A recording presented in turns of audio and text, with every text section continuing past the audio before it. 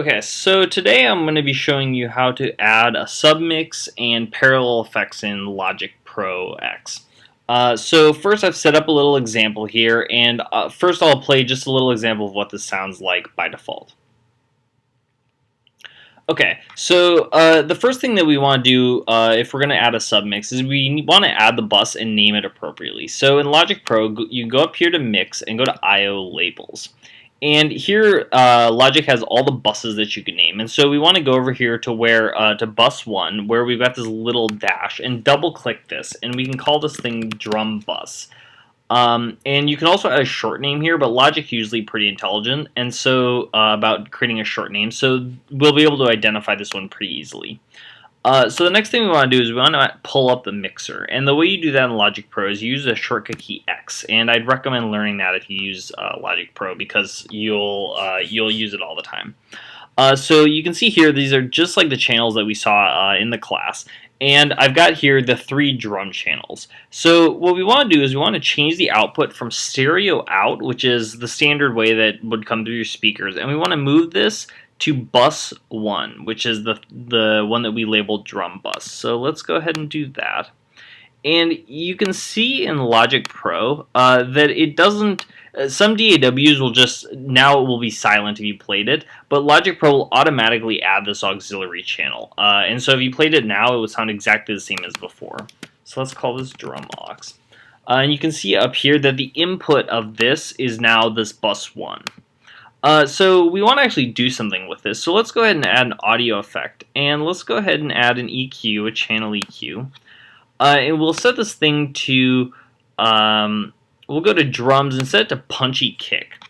And so this will make it sound very different. And I'm actually traveling right now and don't have my setup right, so I'm going to play these kind of after I record this. But one way you can hear the effect impact is this power button right here, and you can actually click this on and off as it's playing to hear the before and after sound, which can be very helpful. So this gives you like a pretty decent sound, but we want to actually go the next step further and kind of fill this sound out. And the way you want to do that is by creating a parallel effect. So let's go ahead and add another bus. And let's call this drum reverb.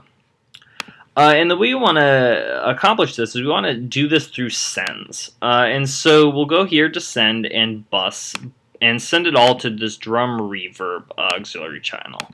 And once again, you can see Logic created this auxiliary channel already. And one thing is, Logic will default to not sending any sound at all. So if you click and hold here on this little button, you can see this negative infinity sign, which means no sound will make it. So we want to go ahead and turn these all the way up to near 0. These don't need to be perfect just for this example. And so if you wouldn't play this now, it's actually just double routing this drum sound, and it'll just sound loud.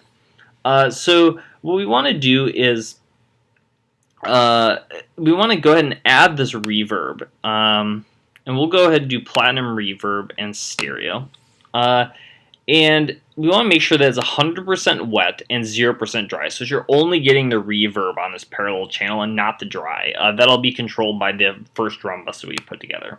So let's go ahead and change this to big room, and you can make sure that you set this up right by clicking the solo on this channel, and you should only hear the reverb part of the track. And then if you turn the solo off here and just to the drum aux, you should just hear the dry part. And this lets you kind of control them independently, and you can kind of change the volumes and just get a lot more control. So I'll play a little sample of how this sounds in the end, and thanks for watching.